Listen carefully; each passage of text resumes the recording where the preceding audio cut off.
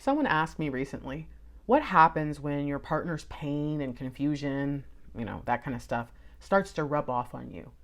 Like, what do you do when you develop their same issues or problems on this journey?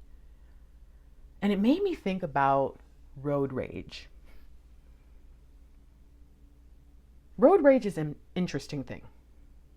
Let's say you get into the car with your partner and they're driving, and there's a person on the passenger side, so not their side, on your side, who they've decided to get a little with. Maybe they're in the car, windows rolled up. The person in the other vehicle clearly cannot hear them, but they're rah, rah, rah. Who's the first person that all that energy is hitting? You. Then you get to the stoplight, they roll the window down and they yell past you, like you're not even there, to the person in the other car, rah, rah, rah. And then the person in the car yells past you, like you're not even there, rah, rah, rah. And you're sitting in the middle of this exchange of energy. Oh my gosh. And then a little ways down the line, you start to get a little rah, rah, rah on the road. And you're yelling across passenger seats and at cars that can't hear you. And you're like, wait a minute, I never used to be like this. I think that's emotional absorption. Empaths often unconsciously absorb their partner's chaos. It's really important, if you have that gift, or if you are a true, rare, pure empath, that you hone in on that gift ASAP. Because it is a blessing and a curse until you turn it into your true power. I know that rage probably isn't the only emotion that we're feeling, right? That our partner feels, but I do think that it can be a very good example. Yeah, some people might rely more on sad emotions to get them through certain experiences, but others, it's straight to anger, Or after a while, they finally crack, and now they're just mad all the time. And I think that when we think about rage in particular, it's often just suppressed sadness or helplessness. It's not really anger. It is the overflow, the bubbling up. I'm thinking about a pot of milk, cream, something like that, and it's boiling. And as long as you're watching it, it's okay. But if you let it boil over, it gets into the burner and it stinks. Oh, it smells so bad. Now, what's interesting is you can still sometimes save what's inside the pot. But the pot is all icky now. And if you don't wash that thing right away, the stuff that sticks to it is just so hard to get off. And you know what? If you do leave the cream on there long enough, the bottom of the pan burns and now the pan smells. But sometimes we just get that first moment of the bubbling over. We lose a little bit of the cream in the recipe. That's a little problematic, but fine. But that smell lingers and it doesn't go away. I feel like that's the rage.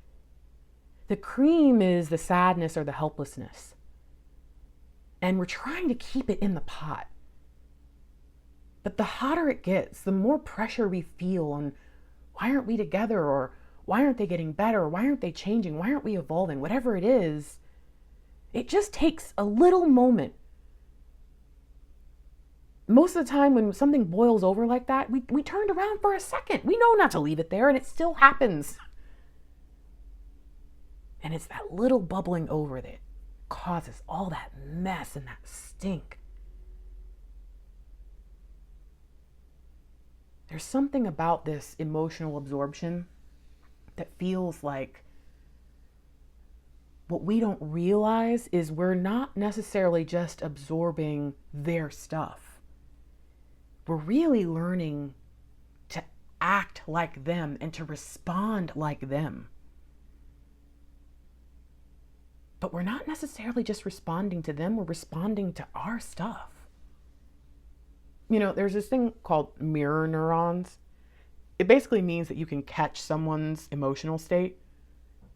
Have you ever seen somebody yawn and then you yawn? Or a dog yawns and you yawn, you're like, what the heck? There are things that go beyond human understanding or even human intention, right? There are some things that you don't even realize are happening. You start laughing like someone, you start saying the same little ums and oohs and ahs that they say, and you think, oh man, we're spending too much time together. It's going to be really, really important for us to learn that our job is to regulate, not carry, our partner's emotional burden. I believe that we start to get the road rage or the whatever, the emotions that they have when we start carrying their stuff, when we start making it our own, when we start seeing the world the way they see the world, which tells us that we are not being protective enough of our growth, of the state of being that we were in when we came together, nor of the state of being that we intended to reach at a future date when we started our journey. It's really important that we create sacred time alone to clear our emotional field, to figure out what's theirs, what's mine, what's my coworkers or somebody else's, or just stuff from work or stuff from family, or we have to look through all of it. And that time, it really is sacred. It can be a struggle when we're trying to get into a relationship or we're trying to get someone to commit or whatever. We're in that phase. But when we're with a person, we start to let our guard down. And I don't think we realize what that can do, especially if we're with someone who is not intentionally on their growth cycle, in a season or a period where they're trying to be their best. So what do you do when their pain or their confusion or whatever it is starts to rub off on you? The fact that you're aware of it is the first step. That's amazing.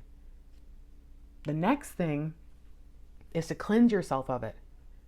And then after that, you've got to build up your battle armor.